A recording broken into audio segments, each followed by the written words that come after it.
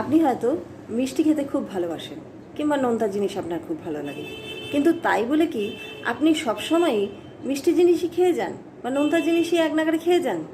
তা নয় তো। আমরা সবসময় টক ঝাল মিষ্টি নোনতা সব রকম জিনিসই তো টেস্ট করি, তাহলে বুঝবো কী করে কোনটার টেস্ট বা কোনটার কীরকম কী স্বাদ।